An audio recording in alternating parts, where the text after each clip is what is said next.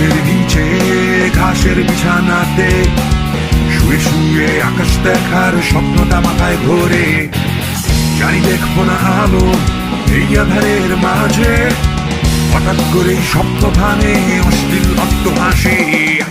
চারিদিকে আধার, অশ্লীল কালো,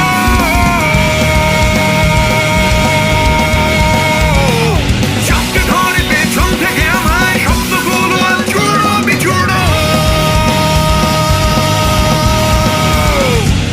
দেহের এই পচনটা ছড়ায় আজ মগজে, ইদানিং অন্ধকার অনেক ভালো লাগে।